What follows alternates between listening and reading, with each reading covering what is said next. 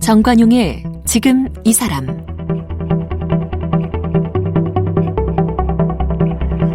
여러분 안녕하십니까, 정관용입니다. 요즘 문단이 좀 시끌시끌하죠. 얼마 전에 젊은 작가상을 수상한 한 작가의 단편소설, 그 작가가 지인과 나눈 SNS 개인 메시지를 그 소설 안에 그대로 인용하면서 논란이 불거졌어요. 그 인용된 사람이 그 출판사를 향해서도 거세게 항의했는데 처음에 출판사가 미온적으로 대응하면서 파문이 확대됐죠.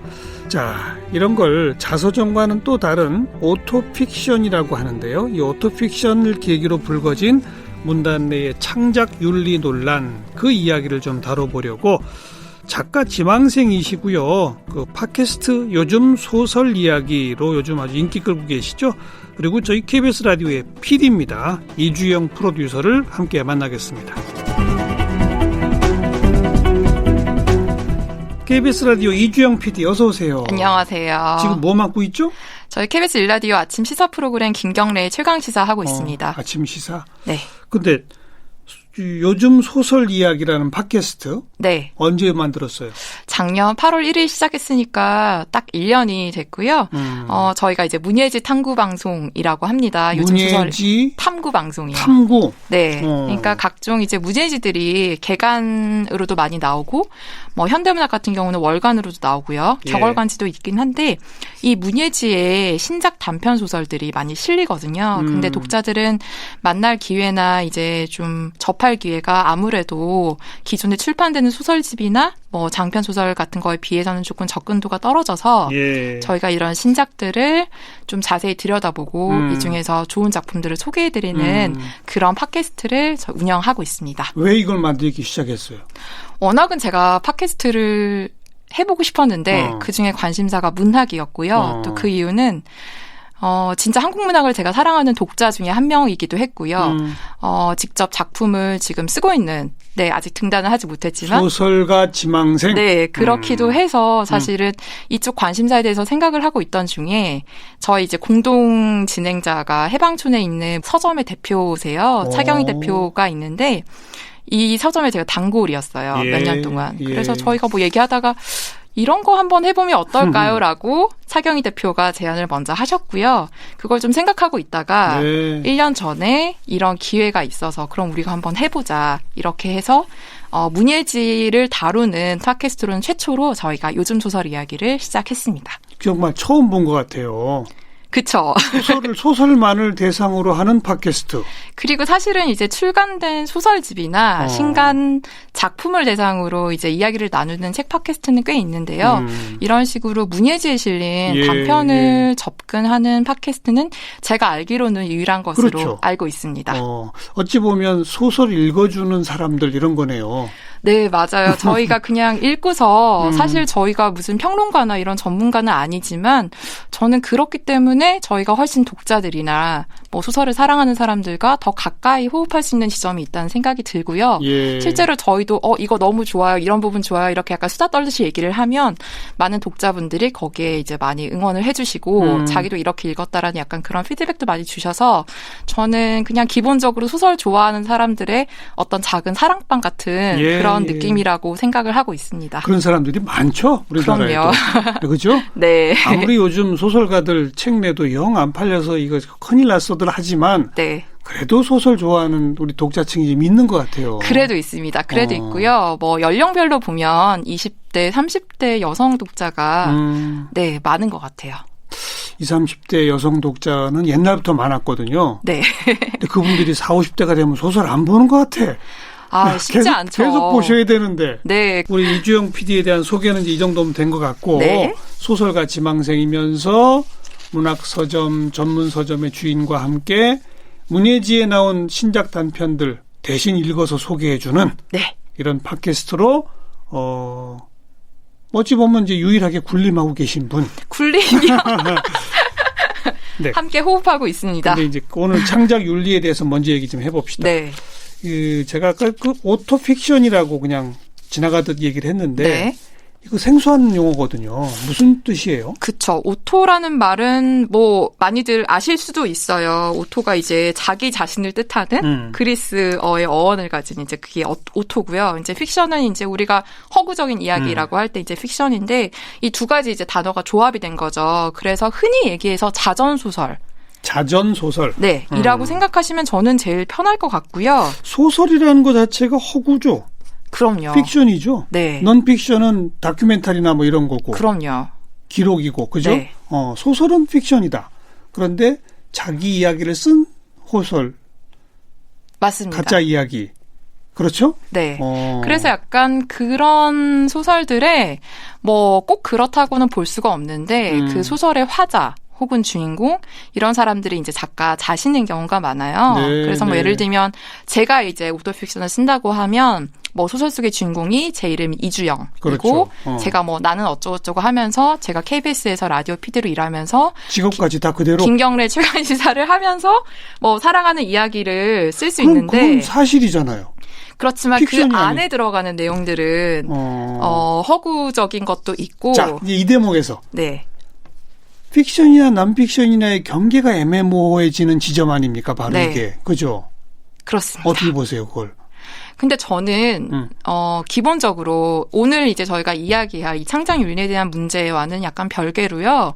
뭐 그 작가 자신을 그 소설 속 인물로 내세우고 그게 실제로 작가가 하는 일이랑 연관돼서 일부 그런 사실적인 부분이 들어간다고 해서 그거 자체가 문제가 된다라고 생각하지는 않고요. 근데 그 안에서 우리가 허구적인 사실을 어떻게 조합하고 그게 이제 이번에 문제가 된 창작 윤리랑은 저는 약간 다른 부분인 것 같아서 그 자체가 들어가는 건 사실 그동안 너무나 많이 있어왔죠. 예를 들면 프랑스 작가 아니 에르노 같은 경우가 대표적인데요. 예. 이 작가는 정말 자기 자신이 경험한 이야기만 쓴다고 스스로 얘기를 할 정도예요. 그래서 최근에 이제 사건이라는 작품이 예전에 출간됐지만 프랑스에서는 저희는 이제 1, 2년 전에 이제 번역이 돼서 출간이 됐는데 예. 그게 자신의 20대 시절의 낙태 경험을 그대로 쓴 거예요. 저도 읽었는데요.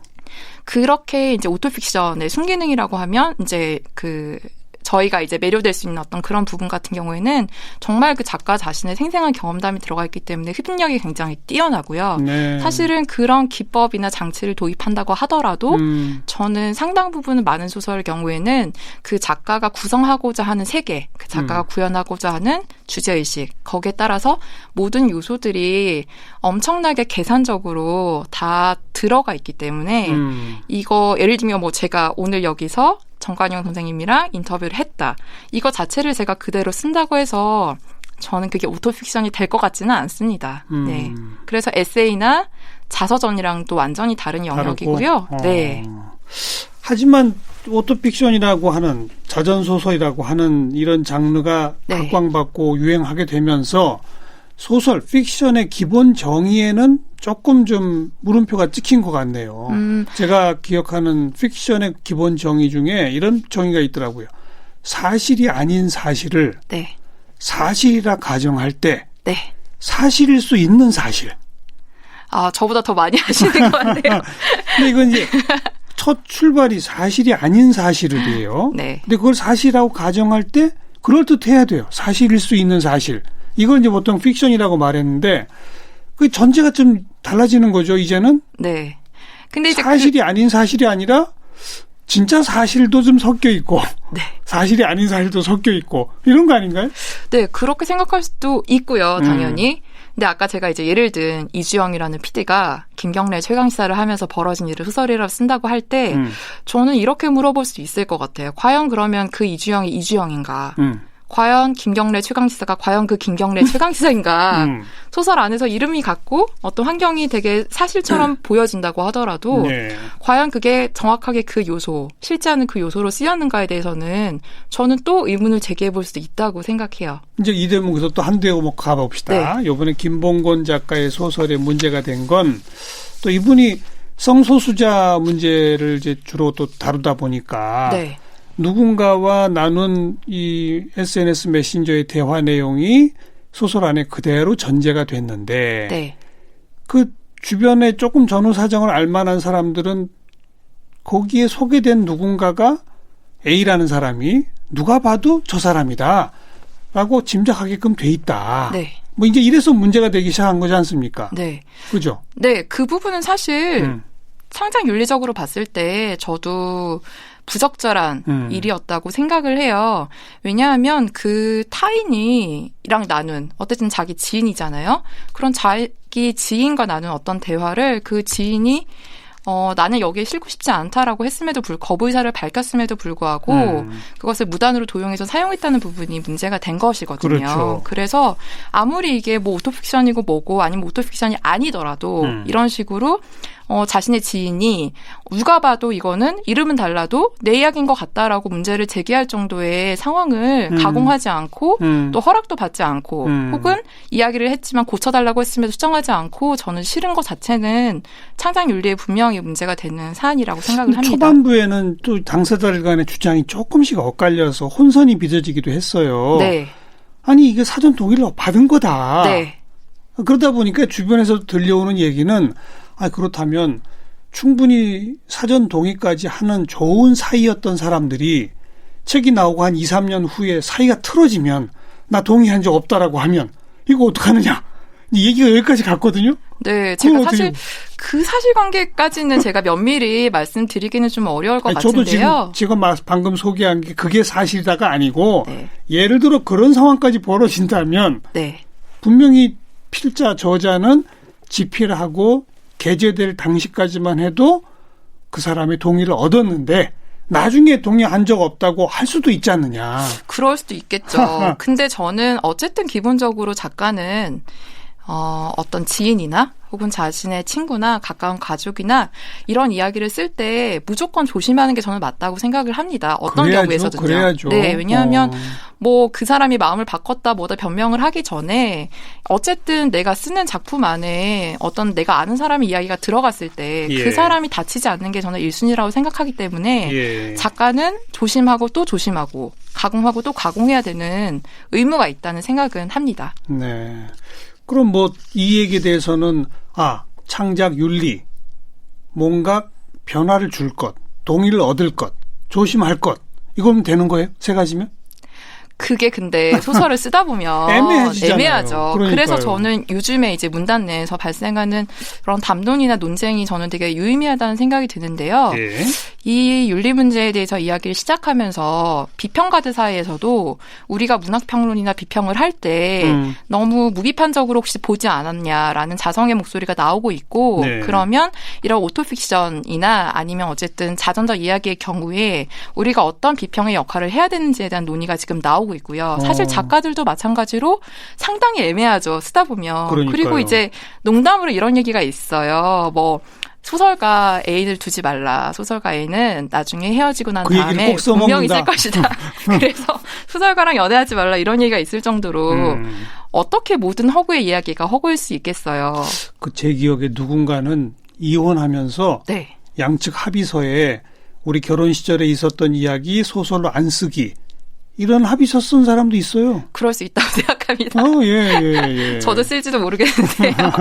어쨌든 그렇기 때문에 저는 이 논의가 불거진 이상 저희가 혹시 그동안 너무 소홀하게 생각했거나 그냥 쉽게 생각했거나 괜찮겠지라고 생각했던 부분이 없는지 돌아보고 네. 그러면 과연 소설의 역할 그리고 소설 안에서 우리가 타인의 이야기를 쓸 때 어느 정도의 가공을 거쳐야 되고 어떤 조심을 해야 되고 또 이 안에서 우리가 어떤 문제점을 서로에게 발견하고 이야기해 줄 수 있는지 예. 저는 이게 어쩌면 그동안 얘기되지 않았던 논의의 출발점이 될 수 있다는 생각이 들어서 저희가 이 문제가 이제 뭐 거의 끝났다고 해서 덮지 말고 여기서 새로운 그렇죠, 논의를 그렇죠. 시작해야 된다는 생각이 듭니다. 그 논의의 시작 전에 이제 청취자분들한테 조금 미리 상황 전개를 알려드리면 결국은 그 작가와 출판사가 사과를 했죠? 네, 사과를 했고요.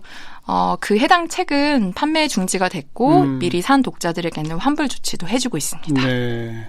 그리고 수상한 젊은 작가상도 반납을 했습니다. 그렇게 됐죠. 네, 그래서 이제 사실은 그 젊은 작가상 수상 작품집이 이 김봉구 작가의 그 문제가 된 그런 생활뿐 아니라 다른 작품도 실려 있어요. 예, 예. 그래서 이렇게 이제 책이 판매 중지가 돼버리면 그 상을 수상한 다른 작가의 작품들은 그렇죠. 같이 그렇게 되죠. 되는 경우가 생기잖아요. 그래서 이제 그 책을 판매하는 문학동네라는 출판사에서 예. 그러면 저희가 논의를 거쳐서 그리고 작가들의 이제 동의를 얻어서 그 경위를 담은 개정판을 수상 작가 등의 동의 절차를 거쳐서 재출간하겠다 이런 그래야죠. 식으로 밝히기도 했습니다. 재출간해야죠. 네, 맞습니다.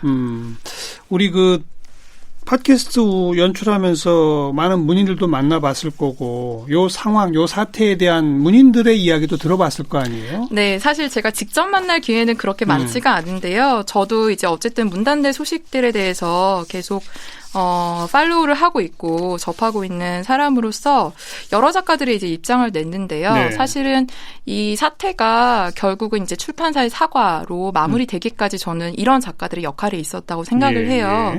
일단 이번 사태가 이제 논란이 불거지자마자 김봉구 작가와 함께 올해 젊은 작가상 수상한 김초엽 작가라는 작가가 있는데요. 이 작가가 입장을 밝혔는데 소설의 가치가 한 사람의 삶보다 우선한다고 생각하지 않는다라는 말을 했어요. 저도 이 말에 참 동의를 하고요. 그래서 이 작가가 개간 창작가 비평 가을호에 원래 창탁을 받았었는데 소설을 싣지 않겠다라고 밝혔고요. 그 밖에 이제 같이 또 상을 수상한 이현석 작가 같은 경우에도 보이콧 얘기를 했고요. 그래서 이런 식으로 이제 동료 작가들이 그렇게 보이콧까지 하는 이유는 뭐예요? 근데 제 생각에는 그 김초엽 작가가 냈던 그 입장문이 이 사태의 좀 핵심을 담고 있다고 생각을 해요. 예. 아무리 우리가 좋은 소설을 쓰고 발표하고 한다고 해도 그게 정말 어떤 한 사람의 삶이나 어떤 한 사람의 아픔에 우선하진 않잖아요. 아니, 그러니까 그건 분명히 동의가 되는데 네. 그거는 다른 김봉근 작가의 작품에서 그런 문제가 벌어진 거잖아요. 네. 거기에 내가 사죄하는 의미에서 나도 그 작품을 안 쓴다? 이게 저는 사죄하는 의미보다 출판사가 당시에 되게 미온적인 대응을 한 것에 대해서 출판사 대응에 항의하는 의미로? 네, 저는 그게 더 강하다고 생각이 들고요. 그런 연유에서 이제 해당 출판사죠. 왜냐하면 그런 생활에 실렸던 소설집 시절과 기분을 낸 창작가 비평 가을호에 소설 실지 않겠다. 이렇게 네. 이제 입장을 밝힌 거고. 저는 그걸 설명 안 해주셔서 출판사의 자세와 태도에 항의하는 의미로. 네. 그런 거군요. 네, 그런 식으로 많은 작가들이 이제 보이콧에 참여를 해서 네. 거의 뭐 문학 쪽에서는 가장 최고에 있는 권력을 갖고 있다고 봐도 이제 그렇죠. 저희 무방한데요. 예. 그래서 이런 출판사들에게 사실 저는 이런 신인 작가들이 목소리를 냈다는 것에 상당히 의미가 있다는 생각이 들고요. 알겠고요. 네. 조금 작은 동네 서점들도 그런 운동에 동참하는 분들이 있다면서요? 네, 이 사태가 벌어지고 나서 이제 이 논란이 계속되는 가운데 우리는 출판사들이나 뭐 작가가 온전히 사과하기 전까지 이 작품을 팔 수 없다라고 선언한 일부 동네 서점들이 있었습니다. 그래서 사실 동네 서점도 마찬가지죠. 이제 출판사들과의 관계를 좋게 유지하는 것이 어느 정도 얼마나 중요한 일인지 알면서도 저는 이런 식으로 나서서 입장을 발표한 네. 서점들의 용기가 저는 의미가 있다는 생각이 듭니다. 얘기가 여기까지 온 김에 그 창작 윤리 얘기는 이제 좀 이따 다시 한번 마무리하도록 하고 네. 그 출판사들의 어떤 미온적 태도나 어떤 일종의 갑질 같은 행태는 꽤 오래전에 어디죠? 문학상 수상 거부 네. 이거 사태가 한번 있었잖아요. 네, 올해 1월에 이상문학상 거부 사태가 1월 달이죠. 있었죠. 그것도 네. 우리 청취자분들 가물가물할 테니까 개요를 좀 소개해 주시면. 아마 1월이면 작가들에게 통보가 갔을 거예요. 뭐 대상, 우수상 수상자다라고 통보가 갔을 텐데 그 중에 이제 한 명인 김금희 작가 우수상 수상자로 선정이 됐다는 이제 얘기를 듣고 이제 규정을 봤는데요. 규정이 단편 저작권 3년 양도 이 규정이 있었어요. 그러니까 출판사에 내가 쓴 단편 소설의 저작권을 3년 동안 준다. 네. 그러니까 문학사상사에 내가 쓴 다 준다. 네. 수상작에 대해서. 그러니까요. 네. 저작권은 3년 동안 양도한다는 이제 규정을 알게 됐고요. 여기에 대해서 이런 식으로 작가의 저작권을 보장해주지 않는 출판사에 문제가 있다. 계약을 거부를 하겠다. 그리고 상도 받지 않겠다라고 보이콧을 하면서 이제 논란이 커졌고요. 네. 같이 우수상 수상자로 선정됐던 최은영 작가도 거부를 했고 이기호 소설가도 거부를 했고요. 좀 저는 여기서 이제 가장 크다고 좀 느꼈던 부분은 작년에 이상문학상 대상을 받았던 윤희영 작가가 이 사태를 접하고서 절필 선언을 했어요. 소설을 더 이상 쓰지 않겠다. 예. 근데 저는 소설가로서 절필 선언을 한다는 건 어떻게 보면 목숨을 끊는 거 아니에요? 네, 저는 정말 그렇게 생각하거든요. 그러니까요. 그리고 윤희영 작가는 최근에 특히 정말 많은 문제작들과 특히 여성서사 쪽에서 엄청나게 좋은 작품들을 쏟아낸 작가라고 문단에서 되게 평가를 받고 있던 와중에 쓰는 걸 중단한다고 말을 해서 많은 사실 문단에 충격을 좀 안겨주기도 했고 네. 이 작가의 절필 선언 때문에 어쩌면 더 자성의 목소리들이 그렇죠. 크게 나왔던 것 같습니다. 그 뭐 워낙 세게 말씀하셨으니까 그 절필 선언 영구 절필은 아니겠죠? 저는 당분간 절필 선언 아닐까요? 저는 그랬으면 좋겠는데요, 그러니까요. 제발. 근데 윤영 작가의 지금 발언이나 이런 걸로 볼 때는 영구 절필이라는 의미로 받아들여졌습니다. 그분은 지난해에 대상 받았잖아요. 네네. 그때 계약서는 어땠대요? 근데 그때 계약서에 대해서 아마 대상은 다른 건지 제가 그 부분에 대한 사실관계는 지금 명확하게 기억나지가 않는데요. 윤영 작가가 했던 말을 제가 좀 찾아봤는데요. 이렇게 말을 했어요. 제가 받은 이상문학상을 돌려드리고 싶다. 부당함과 불공정함이 있었다는 것을 뒤늦게 알게 됐다. 그런데 돌려드릴 방법이 없다. 저는 이미 상금을 받았고 그 상에 따라오는 부수적 이익들을 모두 받아 누렸다. 이렇게 얘기를 하면서 더불어서 저작권 개념에 대한 인식 미비로 양도 문서에 사인을 했기 때문에 제 작품을 그 일에서 떼어낼 수 없게 됐다. 네. 그래서 나는 영구히 그만두겠다. 이렇게 밝히기도 했습니다. 그렇게 밝힌 걸 보면 작년 계약서도 거의 비슷했다는 얘기네요. 네, 그렇게 추정될 수 있을 것 같습니다. 양도 문서에 사인했다는 표현이 네. 그런 거죠. 네, 정확하게 뭐 몇 년인지는 모르지만 네.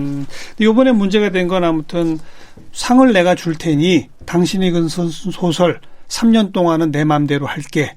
이거죠, 그러니까. 네, 저는 사실은 이제 이 사태가 이 작가는 그 단편 소설을 포함한 자기 소설집도 못 내는 거예요. 그러면 3년 동안은? 네, 아마 그렇게 될 거예요. 내가 이 내 수상작을 내 소설집에 싣는 것이 어려워지기 때문에 이런 문제 제기가 됐을 거라고 생각을 하고요.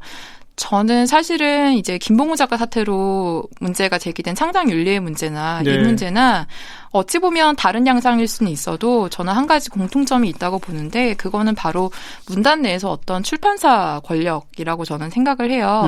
출판사들이 어떤 상 제정을 하고 어떤 작가를 이런 식으로 지정을 하면서 대상 우수상을 주면서 그 작가에 대한 가치를 높이고 그렇죠. 그것을 마케팅에 활용하고 또 그런 식으로 해서 유명 작가들을 자기들이 관리하면서 책을 내는 되고. 네, 저는 그런 식의 출판사의 권위가 있기 때문에 이런 식의 뭐 문제가 터져도 사과하지 않고 그리고 문제가 발생하기 전에 자기네들이 먼저 이익을 챙기고 저는 이런 일들이 발생한다고 생각해서 여기에 대해서 작가들과 독자들이 분노하는 지점은 어쩌면 이 두 사건이 같은 지점에서 맞아요. 분노를 불러일으키는 부분이 있다는 생각이 듭니다. 지금 소설가 지망생으로 습작을 열심히 하고 계신 이주영 PD 입장에서도 네. 내가 이제 작품을 완성했어요.